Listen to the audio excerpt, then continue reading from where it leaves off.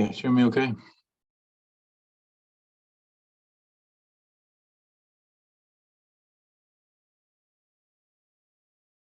All right, let me know.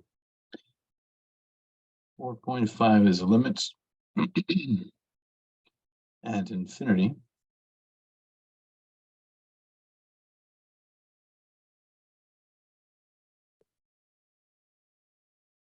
What you're going to need are these three ideas here. Number one. Well, first, let me give you the overall function. So given an f of x rational function of a to the xn plus some bunch of terms over b to the xm plus some terms, a bunch of them.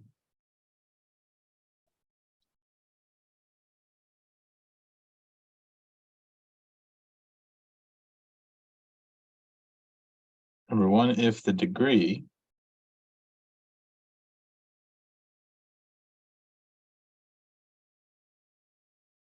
of the numerator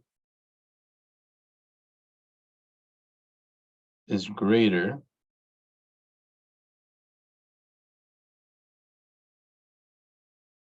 than the denominator,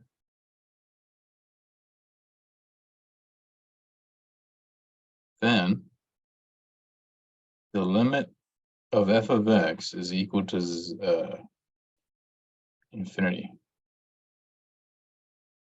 Number two, if the degree of the denominator is greater than the degree of the numerator, then the limit of f of x is equal to 0 as x approaches infinity.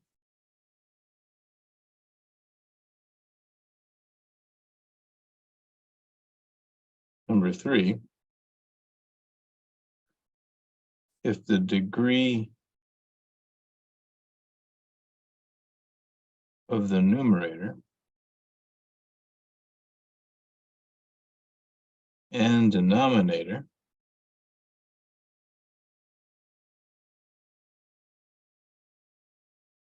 are equal, then the limit of f of x as n goes to infinity, x, is equal to a over b, where a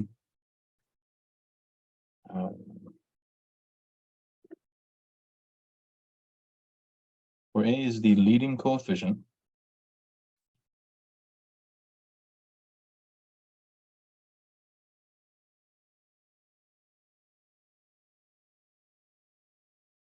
of the numerator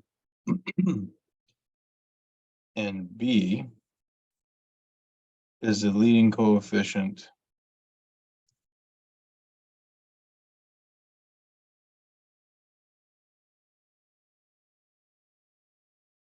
of the denominator. Okay.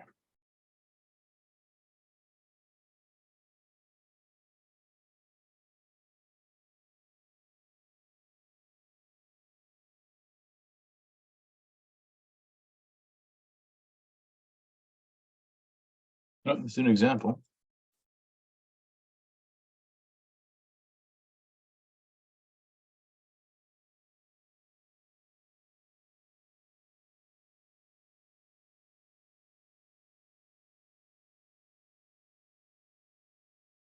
This is problem one from your homework. Find the limit if it exists.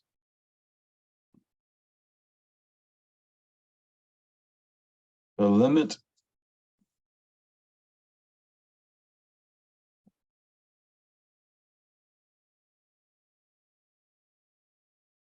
let's see here.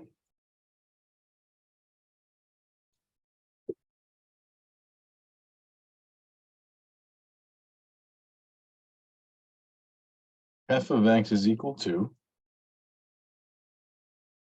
3x squared plus 2x plus 7. Part A says find the limit of h of x as x goes to infinity, where h of x is basically the function divided by x.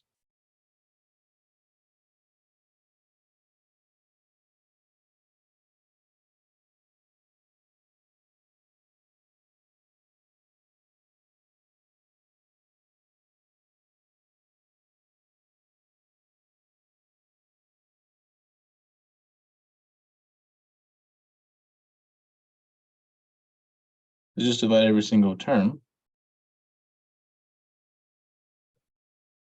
by x and then take the limit. So this plus this one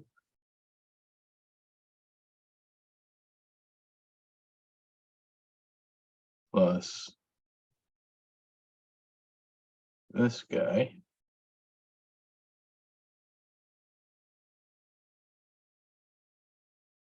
all right. Simplify a little bit. This will be 3x plus the limit as x goes to infinity of 2 plus the limit as x goes to infinity 7 over x. So this, as the x grows infinitely large, this becomes a infinitely small fraction. So this will go to 0. This is going to be 2 no matter what because there's no x. This will let x go to infinity, which means it's going to be infinite. So that's just, it's going to be infinite. That's it. So these two parts don't really do anything. That makes sense? So this goes to 0, constant, infinite.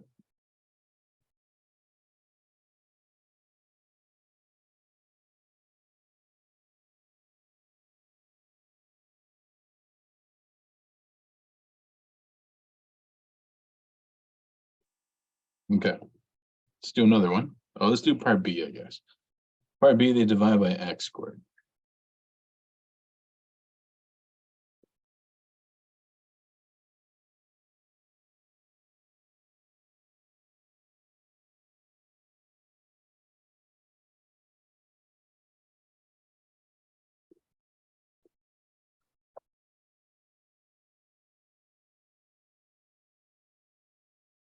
Oh, so part B.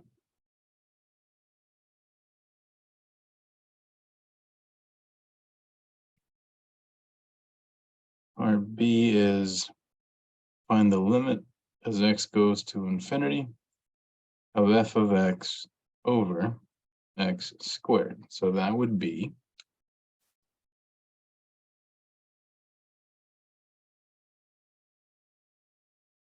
that would be 3x squared plus 2x plus 7 over x squared.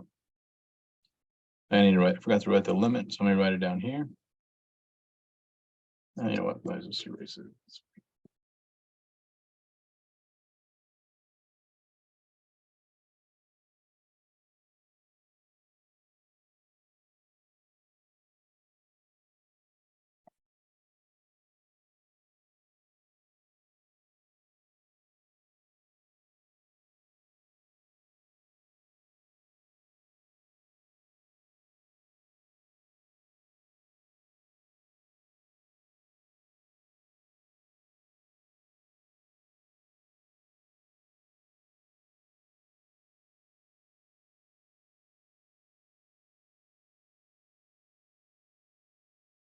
Okay. So just split the limit. Or if you want, you can just write it this way. 3x squared over x squared plus 2x over x squared plus 7 over x squared. So this will turn into 3 plus 2 over x plus 7 over x squared. So when you take this to infinity, when you let x go to infinity, this will go to 0, this will go to 0. So this will become 3 plus 0 plus 0, so the limit is finite in this case.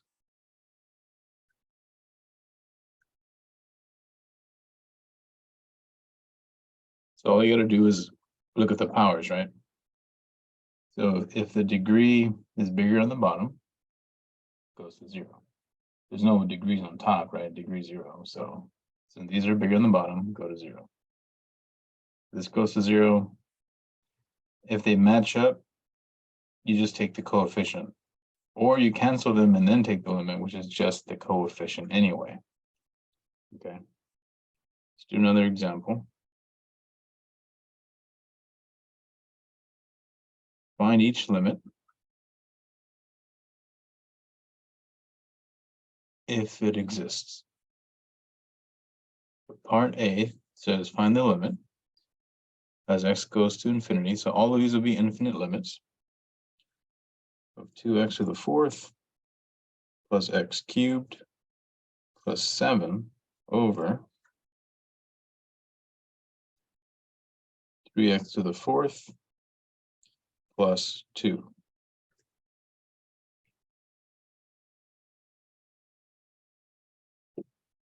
Ugly 4.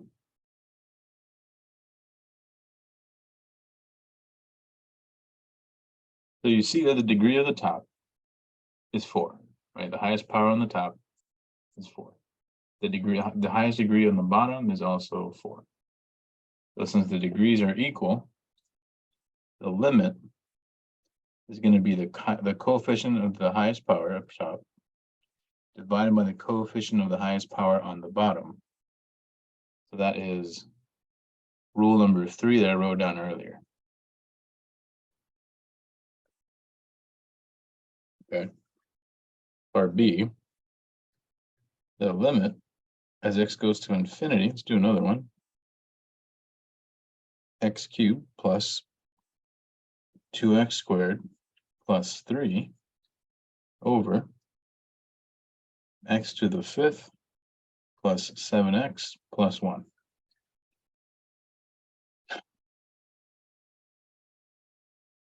And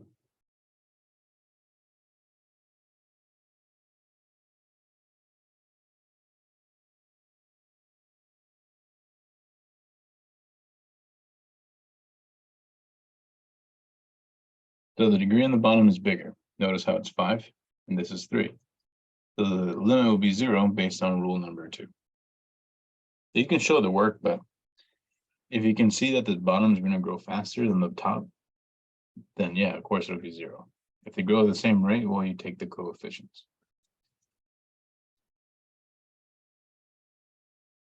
Now, if the top grows faster, then it's going to go to infinity.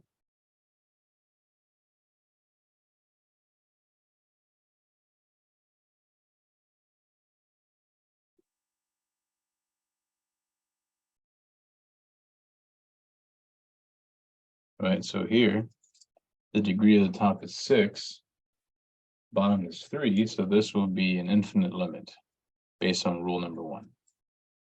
That's all you got to do is look at the powers and you'll be good. That makes sense?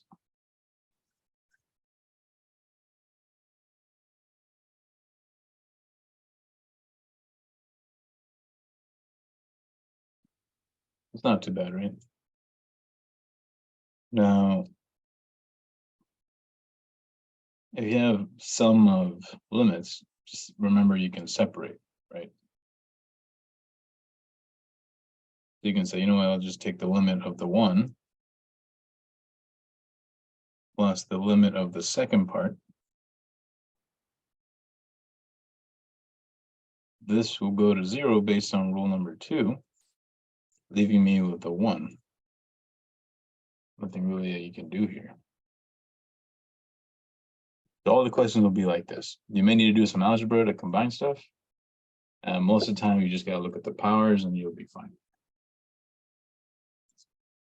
Pretty much in a nutshell, what 4.5 is about. Is take the limit to infinity and see what happens. You go to negative infinity, it should be the same. Just be careful with signs. That's it.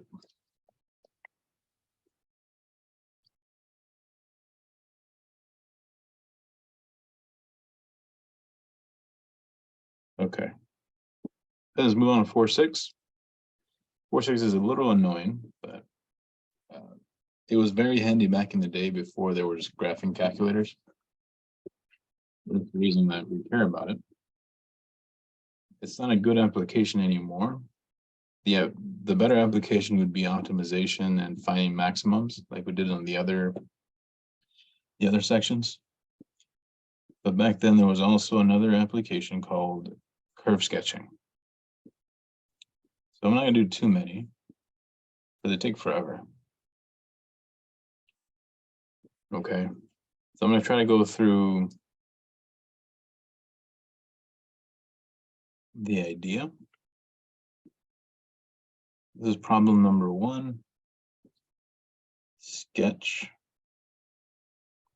this guy.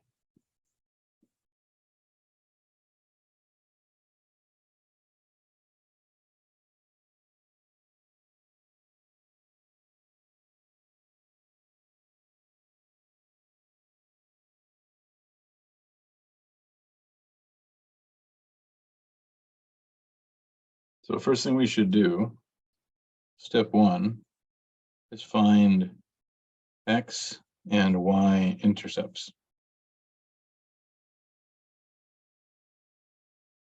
To find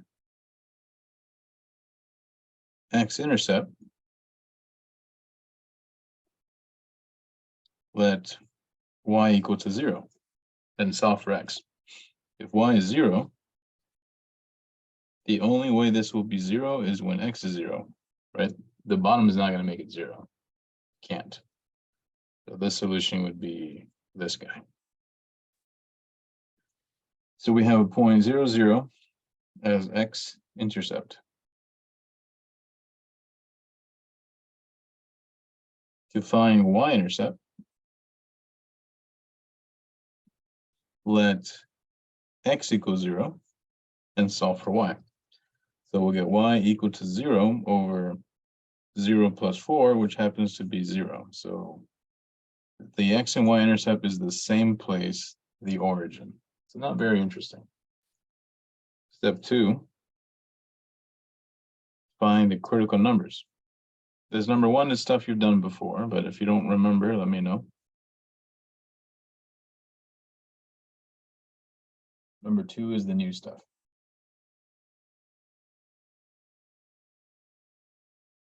So we're going to have to find the derivative. So y prime is going to be a quotient rule. I'm going to go ahead and skip the derivative. You're going to end up with this once you simplify it.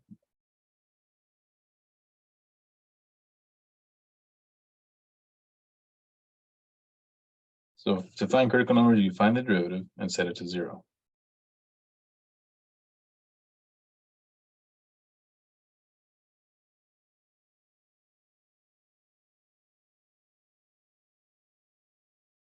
The only thing that's going to make this 0 is going to be the numerator, to just solve this instead.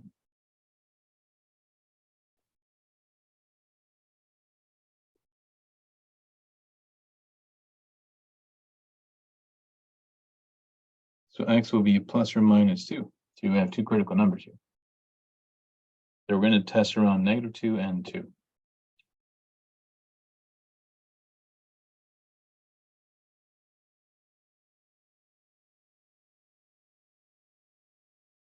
Okay, so we got critical numbers and we got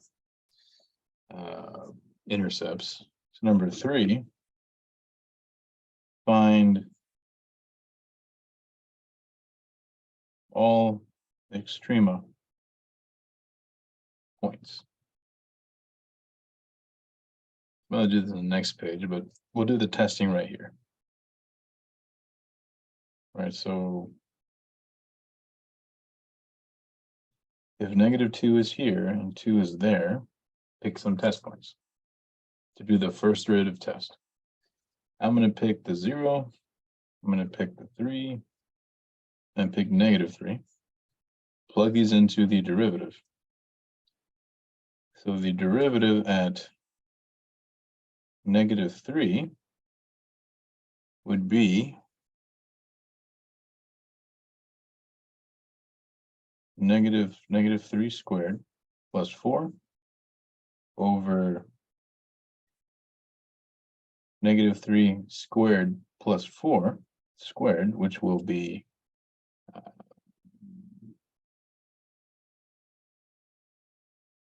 it's going to be some negative number. Who cares what it is? Y derivative and 0 will be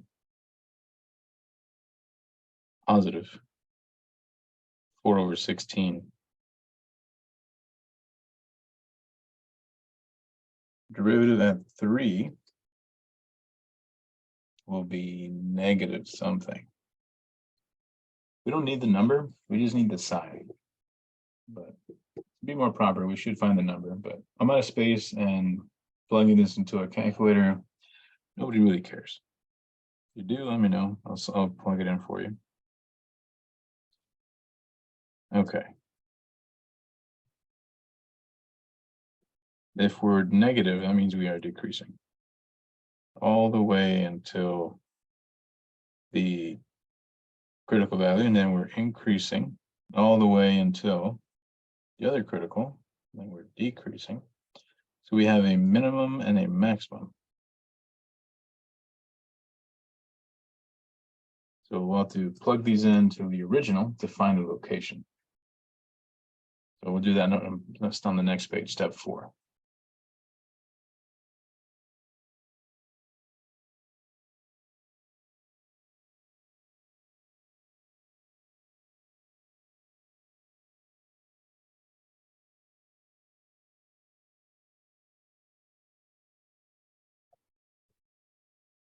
All right, so number 4.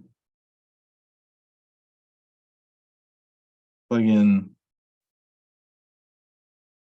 x equals 2 and x equals -2 into the original, so y of 2. Already forgot what y was. Oh yeah. 2 over 2 squared plus 4, which was 2 over 8. -2 would be -2 over 4 plus 4, which is -2/8, which would be fourths. Right? So we have a relative maximum at 2, 1/4, relative minimum at -2, -4th. So with all this information, you're going to sketch the graph. It's like an exam, this is what you would have to do, all these steps and put it all together and say, okay, well, the sketch, remember, it's a sketch, it's not perfect. I know I have a point at the origin, right? The, what's it called? Intercepts.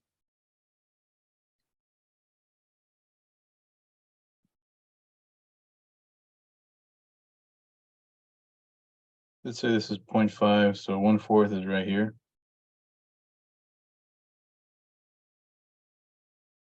This is 0.5.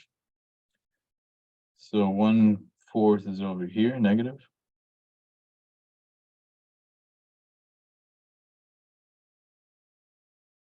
Right? Yeah, I don't have to write that in some place. So 2 and 1/4 is right there. -2 and -1/4 is right here. So this is a minimum, right? So it has this kind of shape. This is a maximum. So this one's kind of doing this kind of shape over here. We're also going through this origin, going through that origin. So that's my sketch. Not very pretty, but see how I'm using the idea of a minimum and a maximum to kind of feel my way through this, intercept, and connect it all together. So let's graph it on the Desmos. See if it's see if it's pretty. I don't know. See how far off I am. All right.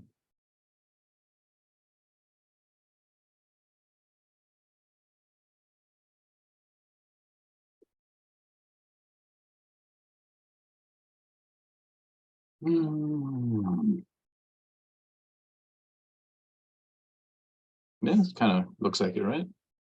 Sort of. Where's my maximum? Minimum? Theirs doesn't go up as fast, but eventually it goes up. If I zoom in, maybe you can see a little better. Anyway, so that's called curve sketching. So basically you use everything from chapter 4 to sketch a graph. So that's the only reason we go over this, is because it's a great section to test you on all the ideas of chapter 4, because you can bring in the extremas, the max and min, first derivative test, second derivative test, inflection points, all that stuff comes up. So if you're good in chapter 4, then this will be fine. But if you're struggling in chapter 4, then this section will be difficult. So make sure you do this one once you've mastered chapter 4 or the other sections. Any questions on this first curve sketch?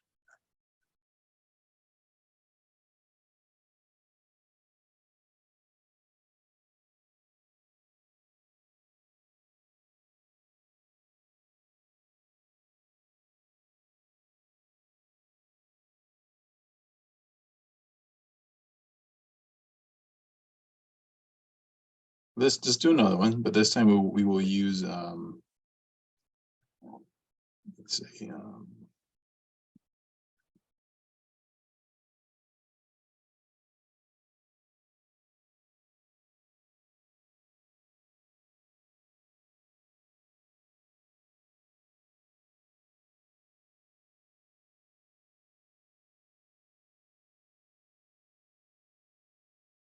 on the second derivative test to help us out.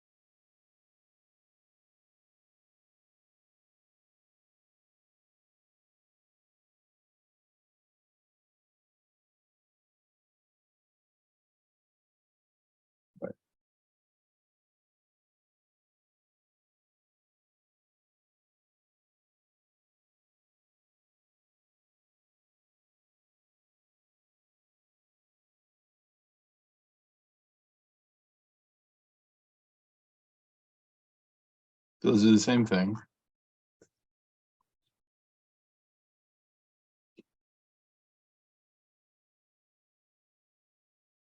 X squared over x squared plus 12. So first step, find x and y intercepts. So let, for the x-intercept, let y be 0. I'm going to solve for x. It's going to be the same scenario as last time.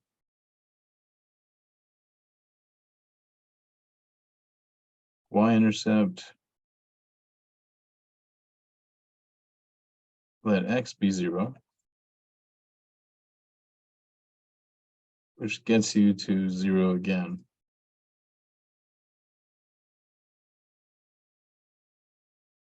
So 0, 0 is the x and y intercept.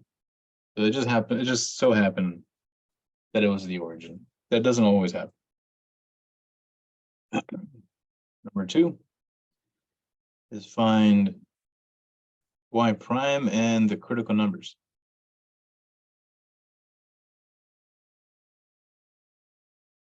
So the derivative will be, I'm going to skip this step here, 24x over x squared plus 12 squared.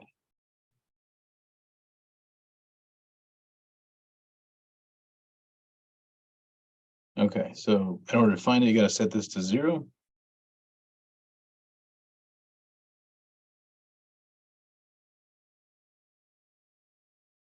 So that means that x is equal to 0. We only get one critical number. Okay. Number 3, find y double prime and the inflection point. Remember we said last time the inflection point is when the graph changes in concavity. So if it's opening upward, it switches to opening down. And you find those by setting the second derivative to 0. So the y double prime is going to be this guy.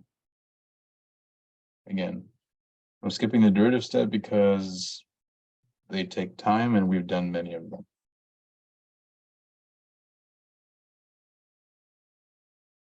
But you will be expected to do the derivative. Set this to 0.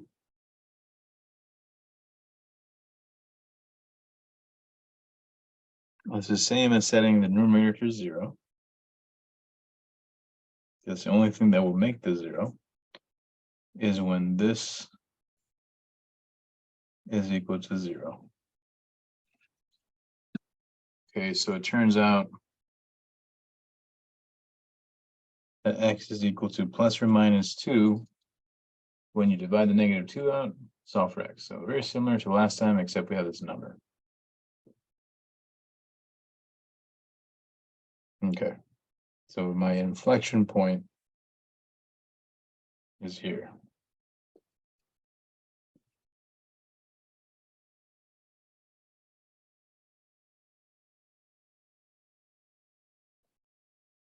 Number 4, test the critical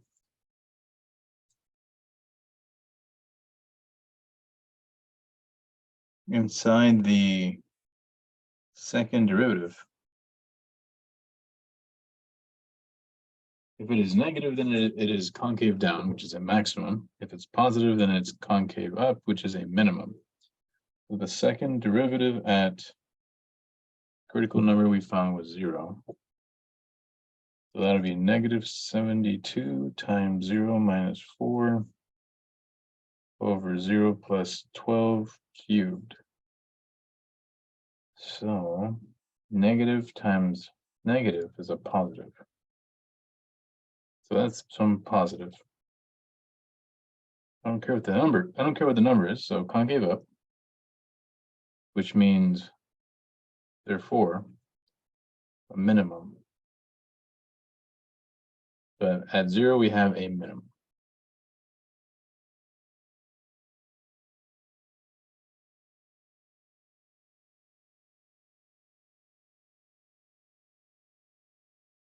Also, if you take the limit and you look at this, you see that we have an asymptote at 1/1. To put all these ideas together, sadly, this example is kind of weird. I thought it was going to be interesting, but you have inflection points of plus or minus 2.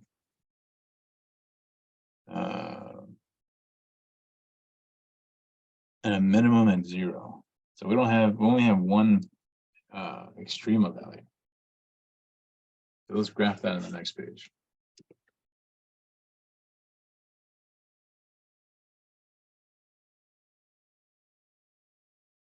So go ahead and sketch with all that information. We have a point at 0. We have a inflection point at 2 and -2.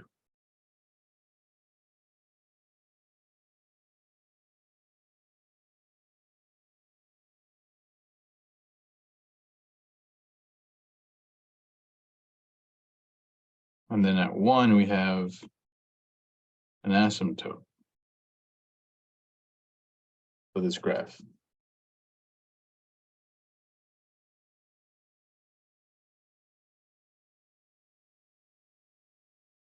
So if you plug in 2 and -2 into your function, y of 2 would be equal to 2 squared over 2 squared plus 12, which is 4/16, which is a fourth. Y of -2 would be equal to same thing.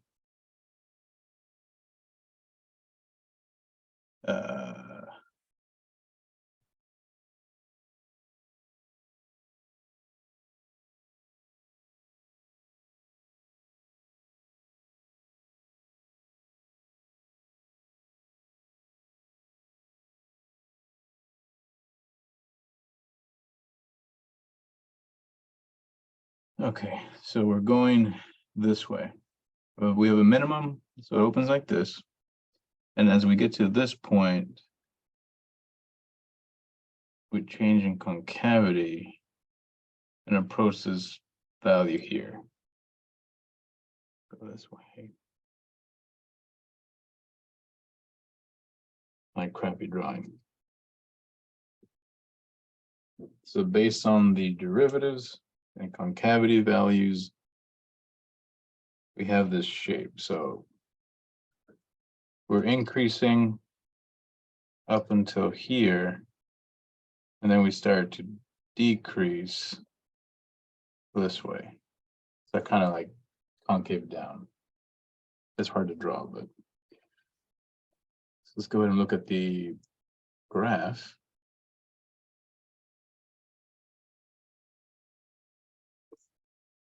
I think this one was a 12, right?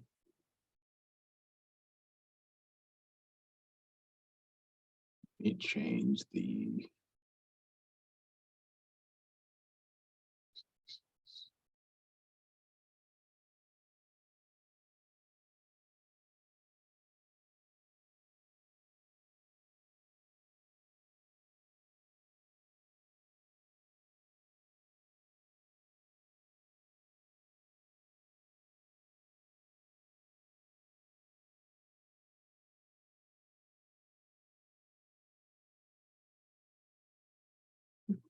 as you can see, our inflection points right here. It's going upward and it starts to go down. And then it never passes the asymptote of y equal to 1. So that's the boundary point here. So you can see a lot clearer. So we got our minimum goes up. At this point, a concavity changes and it starts to decrease. The derivatives get negative. And then it approaches the 1, but never passes it. So as x goes to infinity, you can see that this limit would be 1. So that's why it never passes it. So no matter how big x gets, it's not going to happen.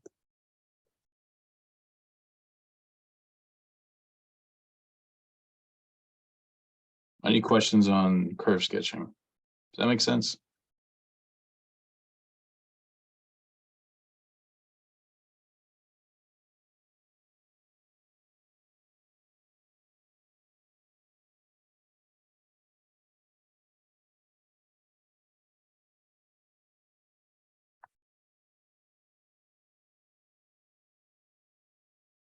I'll show you the homework.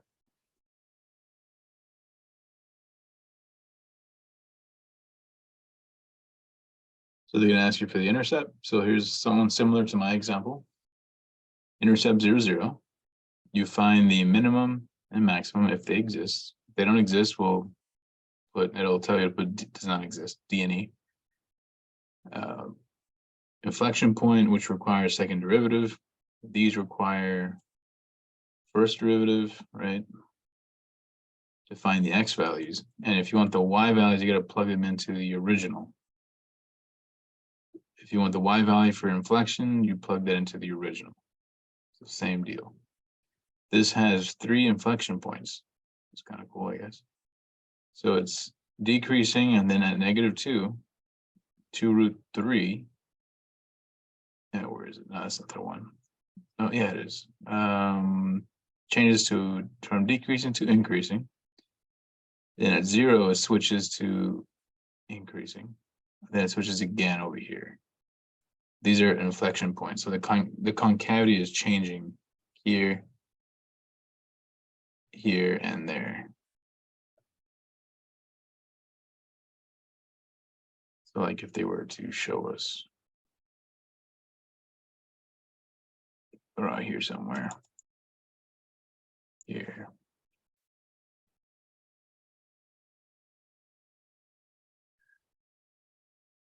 Anyway, so the homework's going to ask you for, I mean, they're not really going to do that. You're not going to sketch it. So do that yourself on paper to get used to it. But everything else, this is what I'm going to expect on the exam, right? And I expect you to take a derivative, right? Set it to 0 and find the critical numbers. You might have 1, 2, 3, I don't know. Take a second derivative to find inflection points. You got to set that to 0 and solve for X here. Once you have the criticals and inflections, you can test. You can find out if they're maxims or min using the second derivative test or the first derivative test, depending what you want to use. That's up to you. Okay, you can use either or. At the very end, you're going to sketch it. So you take, so label your intercept, right? Inflection.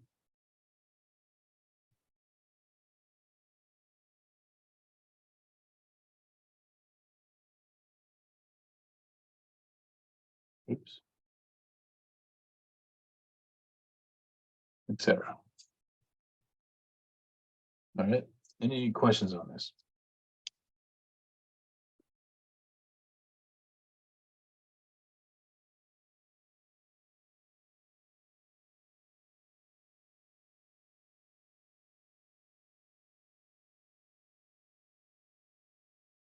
Okay, let me see.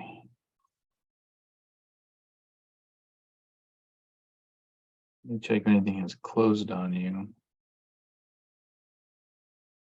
So I believe I reopened all of chapter 4.